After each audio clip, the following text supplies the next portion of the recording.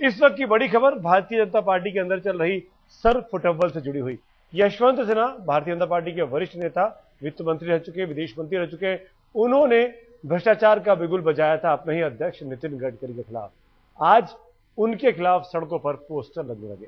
भ्रष्टाचार के आरोपों में घिरे बीजेपी अध्यक्ष नितिन गडकरी के खिलाफ यशवंत सिन्हा का बयान अब तूल पकड़ता जा रहा है। बीजेपी ने ऐसे यशवंत सिन्हा का निजी बयान बताकर मामले को ठंडा करने की कोशिश की थी, लेकिन यशवंत सिन्हा अपने बयान से पीछे हटने के कतई मूड में नहीं है। उन्होंने कहा है कि समय आने पर मैं इस मामले पर जरूर बोलूंगा। यशवंत सिन्हा ने आज पत्रकारों को कहा कि फिलहाल वो इस मामले पर अब और कोई टिप्पणी नहीं करेंगे। संसद परिसर में यशवंत सिन्हा ने पत्रकारों को यह भी कहा कि जब गडकरी मामले पर टिप्पणी करनी होगी तो मैं आप सबको घर बुलाऊंगा, चाय पिलाऊंगा, नाश्ता करवाऊंगा और अब की उस वक्त मैं अपने बात आप सबके सामने रखूंगा। तो फिलहाल यशवंत सिन्हा इस मामले पर और नहीं बोलना चाहते थे। उन्होंने कहा कि जब बोलना होगा तो बाकायदा आपको बुलाया जाएगा, मैं बयान दूंगा, लेकिन आज नहीं। लेकिन जब एक तरफ यशवंत सिन्हा ये बयान संसद भवन परिसर में पत्रकारों को दे रहे थे कि समय आने पर बोलूंगा, उसी तरफ उनके खिलाफ एक पोस्टर दिल्ली की सड़कों पर लगा हुआ था। ऐसा पोस्टर जो उनको खुद घोटालेबाज बता रहा था। तो कहीं ना कहीं चीजें भारतीय जनता पार्टी के अंदर अभी भी थमी नहीं है, दोनों तरफ उबाल है। यशवंत सिन्हा के खिलाफ पोस्टर लगता है तो यशवंत सिन्हा ये तो कह देते हैं कि अभी कोई टिप्पणी नहीं करूंगा, लेकिन जब करूंगा तो जरूर करूंगा और आपको बुलाऊंगा।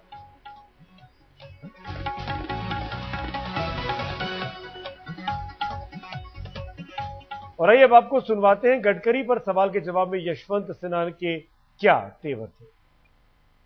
नहीं, उस पर अभी मैं कोई टिप्पणी नहीं करना चाहता हूं।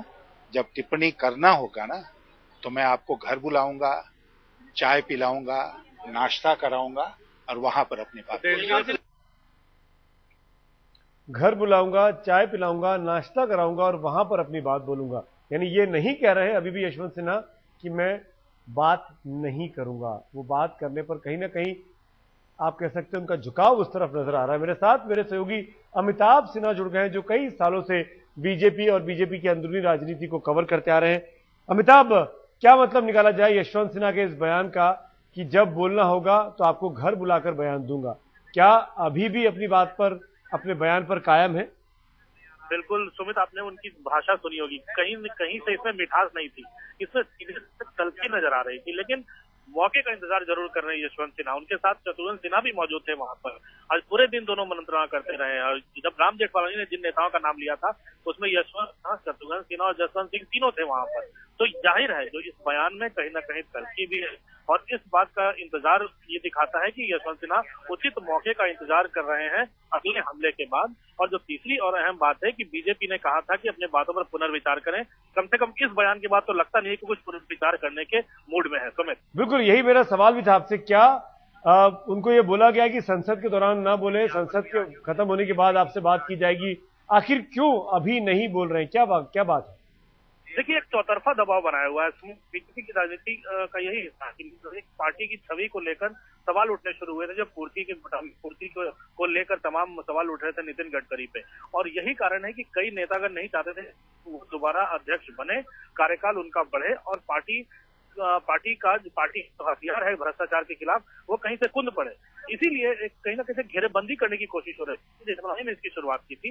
जगदीश शेट्टीगर जो कर्नाटक के एक नेता है जो राष्ट्रीय कार्यकारिणी, उन्होंने इससे पुष्टि की। अब यशवंत सिन्हा है, बाकी नेता जो इनसे लगातार मुलाकात कर रहे हैं उनके बोलने की बारी है, तो लगातार दबाव बनाए रखेंगे। लेकिन एक हो सकता है कि बीजेपी के आला नेताओं के साथ यशवंत सिन्हा के अच्छे संबंध है सुमित, और हो सकता है कि एक कहीं ना कहीं से एक संदेश जरूर गया होगा और संदेश जाहिर गया होगा सुषमा स्वराज हो चाहे लालकृष्ण आडवाणी की तरफ से। सदन के अंदर जो लड़ाई चल रही है उसकी धार कमजोर पड़ सकती है, लेकिन पार्टी फोरम के भीतर की जो बातें हैं और पार्टी की बातें हैं लगता है वो लगातार जारी रहेंगी। बिल्कुल अमिताभ, हम चाहेंगे आप रहें हमारे साथ। एक बार हम वो फिर बयान सुनवाना चाहेंगे उन तमाम दर्शकों को जिन्होंने अभी अपना टीवी सेट ऑन किया है कि आखिर कितनी तलखी अभी भी यशवंत सिन्हा की बातों में है। नितिन गडकरी के भ्रष्टाचार के आरोपों को लेकर वो आज भी अपनी बात पर कायम दिखाई दे रहे हैं।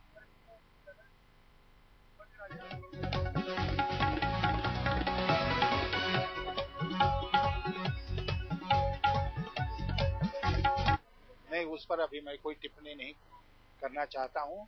जब टिप्पणी करना होगा ना तो मैं आपको घर बुलाऊंगा, चाय पिलाऊंगा, नाश्ता कराऊंगा और वहां पर अपनी बात।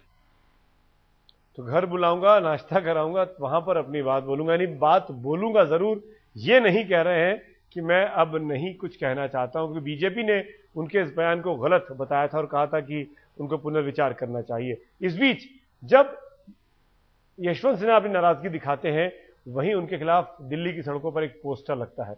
वो पोस्टर भी आज की बीजेपी की अंदरूनी राजनीति की सरफुटबल को साफ करता है। बीजेपी के कुछ कार्यकर्ता अपने राष्ट्रीय अध्यक्ष नितिन गडकरी पर यशवंत सिन्हा के बयान से नाराज हैं। आज दिल्ली के अशोका रोड, यानी जहां पर बीजेपी का मुख्यालय है, वहां पर यशवंत सिन्हा के खिलाफ एक पोस्टर लगने से पार्टी में हड़कंप मचा हुआ है। पोस्टर में यशवंत सिन्हा की तस्वीर लगी है और उनके खिलाफ अभद्र भाषा का इस्तेमाल किया गया है। पोस्टर में निवेदक की जगह कर्मठ पार्टी कार्यकर्ता का नाम लिखा हुआ है। साफ है कि कोई सामने आना नहीं चाहता, अपना नाम खोलना नहीं चाहता, लेकिन वो यशवंत सिन्हा के खिलाफ अपना विरोध दर्ज करवाना चाहता है। लेकिन पार्टी को जब पता चला तो आनन फानन में पोस्टर को उतार लिया गया। आपको बता दें कि जिस जगह ये पोस्टर लगाया गया था उससे कुछ ही दूरी पर बीजेपी का राष्ट्रीय मुख्यालय है। यशवंत सिन्हा के बारे में लिखा गया है घोटालों का सरदार। इस पोस्टर में आप साफ देख सकते हैं यशवंत सिन्हा के खिलाफ ये पोस्टर है।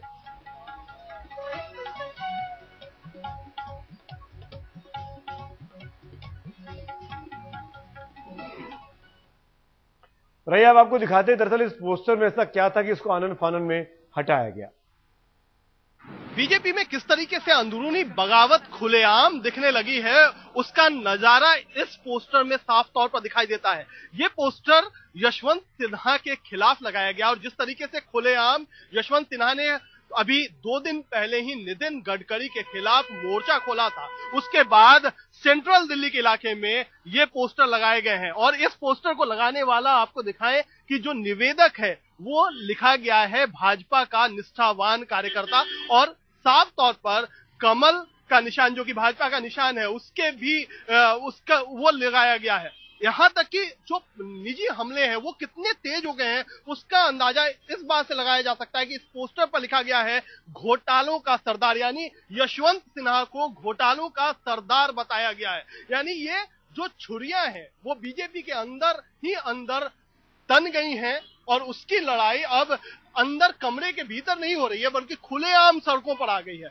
और उसकी तस्दीक करता है ये पोस्टर। हालांकि इस पोस्टर को अब हटाया जा रहा है इस इलाके से। ये अशोका रोड है, इसी अशोका रोड पे बीजेपी का केंद्रीय दफ्तर भी है। तो कुल मिलाकर ये जो लड़ाई है वो लगता है कि अब रोड पे चलेगी, रोड पे होगी, और इसीलिए जो ये पोस्टर लगवाए गए हैं, हालांकि इसको आनन फानन में, और ये इसलिए भी महत्वपूर्ण है कि आज संसद का पहला दिन है और जब कांग्रेस को बीजेपी संसद के भीतर घेरने की कोशिश कर रही है, ठीक उसी वक्त इस तरीके के पोस्टर लगना अपने आप में कई सारी कहानी बयां कर देता है। कैमरामैन रवि के साथ कुमार कुणाल, दिल्ली आज तक।